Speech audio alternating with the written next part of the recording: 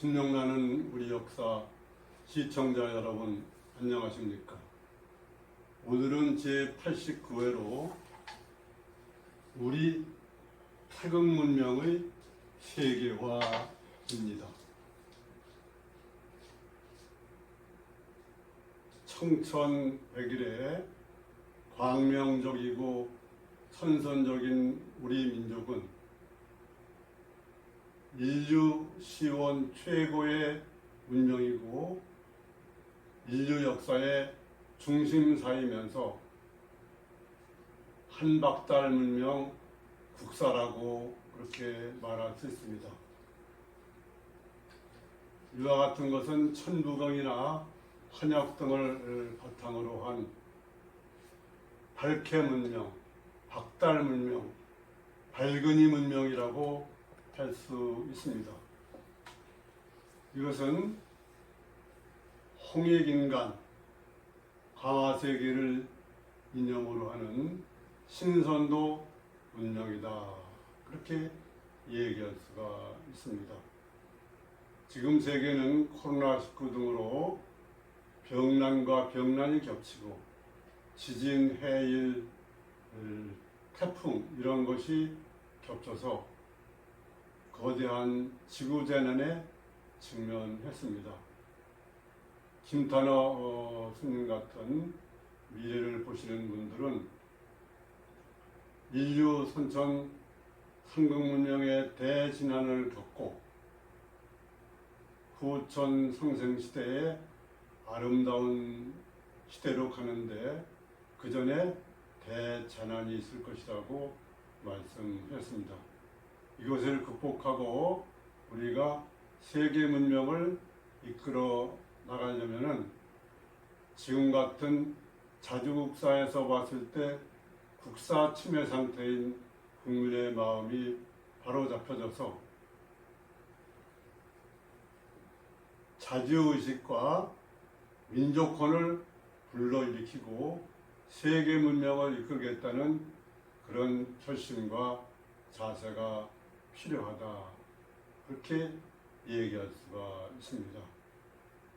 그래서 오늘은 우리나라를 상징하는 것이 태극기죠.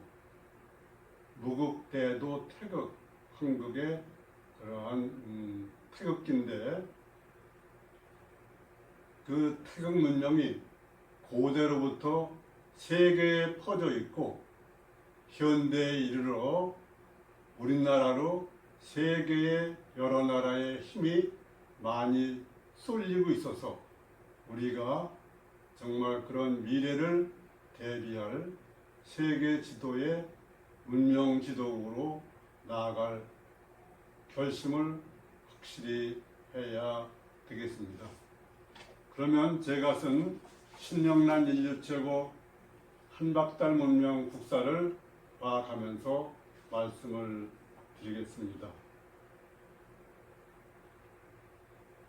서기 1884년 루마니아의 테르그 푸르무스에서 라시로 가는 도로 공사를 크게 했었습니다. 그 가운데 쿠쿠텐이라는 우리말의 쿠쿠타니를 상징하는 곳에서 여러 가지 오래된 옛날 유적이 많이 나왔습니다. 청자기를 비롯해 맷돌, 호밀, 완두콩, 돼지나 닭의 뼈 이런 것이 나왔는데 이것은 기마문족이 그 도시 문명을 이루고 옮겨간 그런 문명의 흔적이었습니다. 근데 그 도자기에서 태극 문양이 나오고 그래서 세계의 관심을 끌고 또 개난에서 병사들의 모습도 나왔는데 거기에 사람들이 상투를 틀고 있는 그런 모습이 보였습니다. 대지 모신 여신상은 우리나라 발해연안 문명의 우아량 여신상과 같은 것을 닮았다고 말할 수 있어서 이것을 쿠쿠테니 문명, 쿠쿠테니 트리필리아 문명이다 이렇게 얘기할 수가 있고 이와 같은 똑같은 문명이 지금 전쟁 중인 우크라이나에서도 태극 문명이 나왔습니다. 이것은 유럽의 그리스나 로마 문명보다 앞섰고 중방의 수메르 문명과 연결이 되는 것이다. 그렇게 말할 수 있는데, 그 루마니아의 김부타스라는 교수는 쿠르반 가설을 얘기해서 유목민족이 거기에 어떤 문명을 세워 살다가 이사가는데 이것이 우리나라 고조선이 망하고 그 일부가 이동한 게 아니냐 추정한다고 얘기를 했고, 독일의 고고학자 위치 스위트 교수는 그 문화가 팅거리를 모시고, 팅거리는 단군이죠, 삼수 문화로 되어 있어서 고조선 문명을 이어받은 것이다라고 그렇게 표현을 했습니다. 루마니아는 상당히 오랜 고대 문명이 일찍 일달됐는데 BC 3500년경 전 문화도 있고, 그 인구의 5할 반이 우리 동이족이고 반이 말갈족이라고 합니다. 거기에서는 마르카족이라고 얘기했지요. 이런 루마니아의 문명은 우크라이나, 불가리아, 헝가리, 핀란드 등에서도 똑같은 문명이 나오고 있습니다. 이 같은 문명은 일시무시 일종무정일 태일을 말하는 천부경과 지금은 주역으로 일부 알려졌지만 본래는 환역이죠. 역학. 이런 문명에서 나온 것이 그 태극 문명이다. 이렇게 얘기할 수가 있는데, 이러한 태극 문양의 문명은 일본의 오키나와 요나구니 해저 암각화가 있는데 거기에도 있고, 그 다음에 중국의 베이징의 천단에도 이와 같은 태극 문양이 있고, 미국의 시카고시에도 1833년에 북태평양 철도회사 철도 박물관에도 태극 문양이 있다고 그렇게 알려왔습니다. 그리고 이와 같은 태극 문양의 문명은 아무르강을 통해서 알류산 열도를 건너서 미국, 캐나다, 멕시코 이런 데로 건너가서 멕시코의 아즈텍 문명, 그 다음에 고주몽의 아버지 고모스 왕은 첫 고대 멕시코를 테오티후아칸에서 BC 1세기에 매기고, 즉 멕시코를 건설했는데 여기에 태양 신전도 있고 태극 문양이 있다고 그럽니다. 이러한 마야 문명, 아즈텍 문명은 베네수엘라, 페루 같은 남미로 가서 거기에도 태극 문양이 있고, 유명한 마추픽추가 있죠. 유럽의 켈트족이 우리 동이족의 한 분파로서 영국의 스톤헨지나 또는 프랑스의 까르낙 이런 것도 전부 태극 문양이 있다고 얘기를 합니다. 그 다음에 키르기스탄의 암각화도 있고, 또 오스트레일리아의 버랍 지역에는 무르주가 암각화가 있는데 거기에도 태극 문양이 있다. 그렇게 얘기를 합니다. 최근에 아프리카 말라위 물루치스 대통령은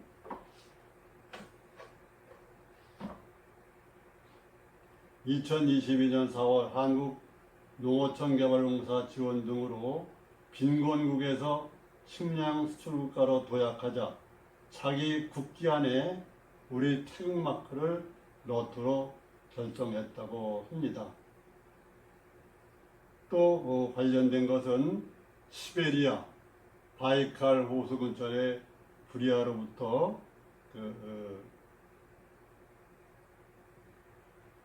동시베리아, 넓게는 알래스카까지 관련된 얘기입니다.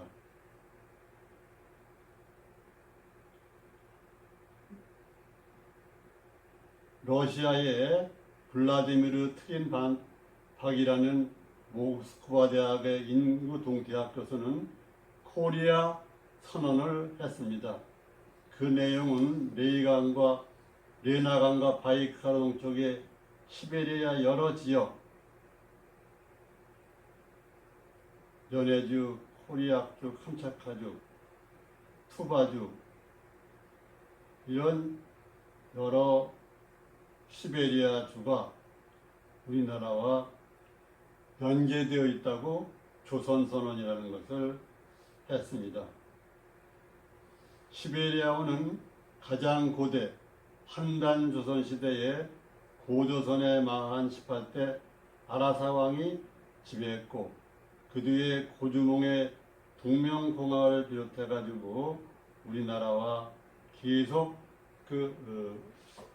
우리나라 영토로 되어 왔었습니다. 최근에 연해주 지사가 우리나라의 군사용 땅을 빌려주겠다고도 하고 또 연해주가 독립적인 한국역 편입 요청도 있었다고 합니다. 근데 2011년 8월 24일 시베리아의 바이칼호 근처 물라노데 선우도비 보르라는 소나무 숲이 있습니다. 여기에 북쪽에 김정일 국방위원장이 12명의 수행원을 데리고 가서 러시아 3대 대통령 드미트리 메드베데프 대통령을 만나서 가스관을 이용한 유류나 가스의 이동 문제를 비롯한 경제 협력 논의를 했습니다. 여기에서 중요한 것은 김정일 국방위원장이 지금 동시베리아의 옛날에는 동시베리아가 알래스카, 까나다까지 다 포함됐는데 알래스카는 아라에서 나온 말이고 거기는 제외하더라도 동시베리아가 본래 우리의 조선 땅이 돌려줘야 한다고 제안한 겁니다.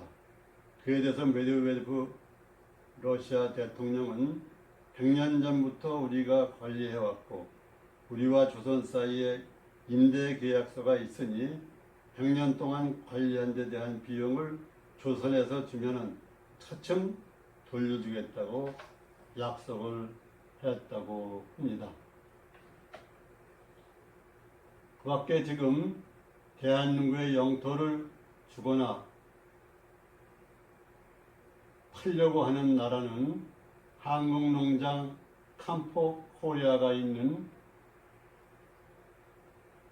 제3호 원소 리튬의 대박국인 아르헨티나, 말라위, 아프가니스탄, 세네갈, 태평양의 솔로몬 제도 초이세 섬, 티니안 섬, 팔라우 섬, 퉁가 등이 있으며 나이지리아에는 한국인 추장인 왕이 있다고도 합니다. 인류는 지금 하나의 지구로 그렇게 하여서 살지만 바다의 동물들, 고래나 상어나 또 나비나 이러한 것들은 또 새 중에도 뻐꾸기나 벙어리 뻐꾸기 이런 것들은 국경을 넘고 태평양 인도양을 넘어서 교류가 많이 있었습니다. 지금 세계는 초정보, 초연결, 초자의 우주시대로 접어들어 초자의 마음혁명이 필요한 시절입니다. 메디테이션, 명상의 시대죠. 공자, 노자, 석가, 예수, 마호메트, 소크라테스, 테오보키 모두 명상, 선, 명상 등을 통해서 초자의 세계로 나아가면서 우리 민족이 세계를 리드하는 그러한 후천 상생시대 문명 지도국으로 나아가려는 한박달국 문명이 인류 시초의 인류 최고 문명이면서 세계 중심 문명이라는 것을 알고 한박달 문명 국사에 관한 관심을 가져야 될 것입니다. 세계적인 역사학자죠. 역사의 연구 12권을 저술한 아놀드 토인비는 1973년 동아일보사와의 인터뷰에서 홍익인간 광해세계라는 한국 사상이 앞으로 세계 통치 이념이 될 것이다.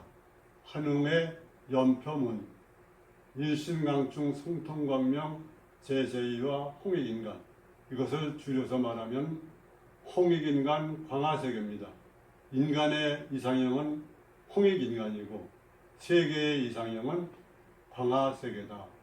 그래서 그러한 한박달 문명 국사, 신선도 국사로 나아가야 된다고 말할 수 있겠습니다. 시청자 여러분, 감사합니다.